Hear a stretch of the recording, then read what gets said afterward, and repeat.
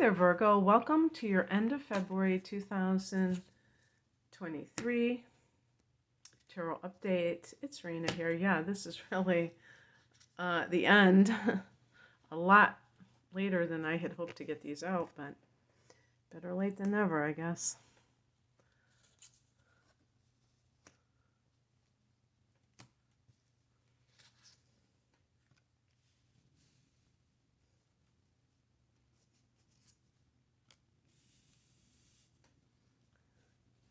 So the phrase that came into my mind was gestation period. Oh, and here's the moon card. Cool. Well, you are going to have a full moon in your sign on the 7th of March. So you have a full moon. It's going to form a conjunction with my moon in Virgo. So I'm curious how that is going to be affecting me. Moi. The heart of the matter is the Eight of Swords. Where do you feel trapped, Virgo? Where do you feel like oppressed by your life, by your thoughts, really? Swords can be thoughts. Maybe this is a person who represents the Eight of Swords to you. An air sign, Gemini. Maybe there's a Gemini running a con on you, trying to gaslight you, telling you you're crazy for thinking that they're cheating. And then there's Aquarius and Libra.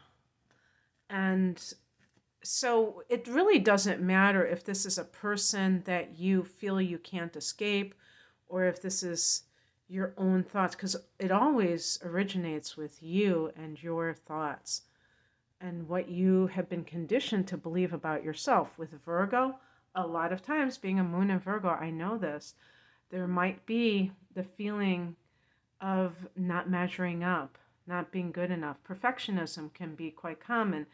That sense of inhibition, self-consciousness, feeling like you're going to be judged, because sometimes some of you may have experienced excessive criticism when you were younger, and that made you feel very self-conscious. So all of these things are not like figments of your imagination. They may have actually occurred. But the problem is that when they are no longer in your immediate environment and you still are bringing them forth, that's on you. That is a sign that you are not letting go of the past. And when I look at the past position, I have the Six of Wands. I actually have two cards that are really good that are flanking that Eight of Swords. What that suggests to me, now that I held this card, I feel like what it means is that you're afraid of success. And that is a real thing. I used to, think, how could you be afraid of success? Oh, believe me, it's real. And success can be something modest. It doesn't have to be grandiose.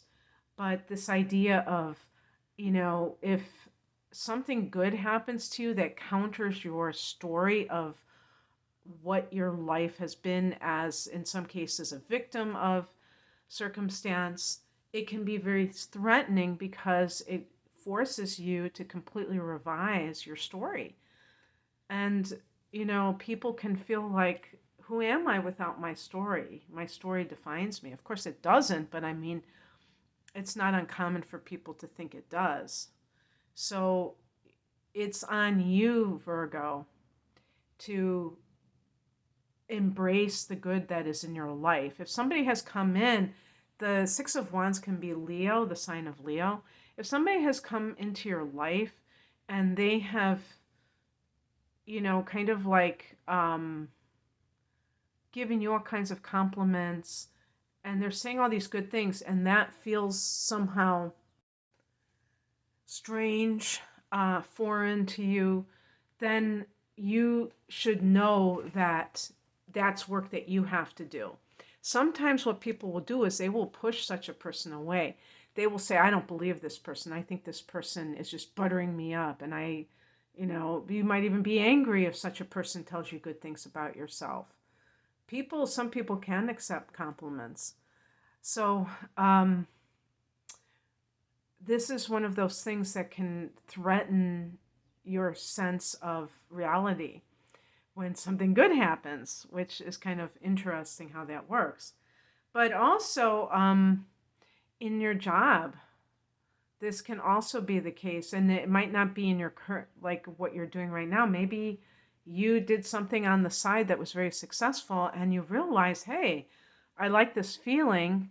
This isn't a feeling that I normally get when I'm on the job. Like, oh, wow, maybe my job isn't that great. Maybe my job is kind of toxic, and um, I really need to look into that. Like, what is going on with my job?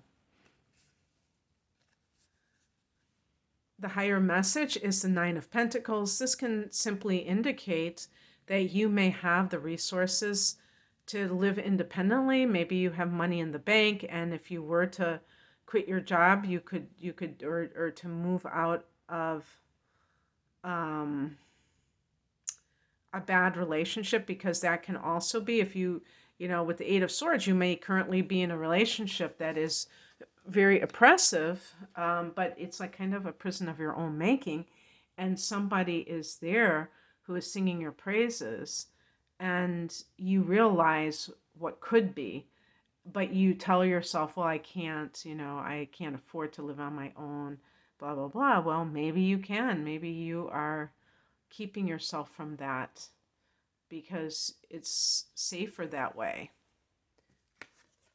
What crosses you is the Ace of Cups. This can mean, new love coming in, but also any kind of creative endeavor for Virgo people who are looking to feel that sense of, or maybe you've already felt that initial sense. I was getting this image of somebody creating like a tote bag or something, like, a crafty thing, and maybe just kind of on a lark, opening an Etsy shop, and then having it be successful. And maybe it was a small run, and then thinking, hey, I can do this if I want. And what keeps you from it is your own negative conditioning. Like, that's not a real job. That's not going to make enough money. If some of you, that Nine of Pentacles might be that some of you are close to retirement, or you have a pension, even if you're not in your 60s, you've worked long enough to have a pension, and you're just kind of making excuses for why you can't do something that you really want to do, that your heart is really singing for you to do. And same with love. I mean, the Nine of Pentacles can be living on your own and supporting yourself, and that allows new love to come in because you're not embroiled in a toxic relationship. What is coming in is the Four of Swords. This is a card you can see the person resting in their nest. The four in astrology, the fourth house is home and family. So that's probably all connected, because the number 4 is connected to Saturn and is the foundation.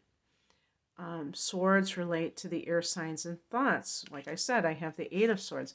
This can be a card of rest and rejuvenation, but I also think it can be a card of reflecting on your journey, and kind of maybe taking a breather from your everyday life to kind of plan the next phase of your life in the way that is most mindful, is most supportive of where you're at right now, Virgo. And the outcome card is the Moon card. This is very intuitive. And again, that full moon that is coming up in your sign, this could be like a timing card. The Moon card in the tarot is associated with Pisces, your opposite sign. Well, at the time of any full moon, the sun and moon are in opposition, so there will be that opposition to the sun in Pisces. And this affects the first and seventh house, the house of the self versus the house of the other. Are you someone who has been very codependent and maybe even involved in a relationship that's deceptive? And you, at a deeper level, you may know it, but you just feel like you can't escape it. Maybe your work life is showing you that you have talents and abilities in raising your self-esteem, and that is allowing you to realize that you deserve more. And maybe this full moon will illuminate a deceptive relationship and bring out secrets that make it hard for that other person to gaslight you and act like you're crazy. Also, the moon is connected to the intuitive side of life and the and the artistic, and the Ace of Cups. That's what I was alluding to, is this idea of, beginning something that is creative and or spiritual, and maybe that is being thwarted because of your own imposition of these negative self-limiting beliefs that you have to overcome. Okay, Virgo, that's what I have for you. I hope that this resonated. If you would like a private reading, the link is below. Take care. Bye.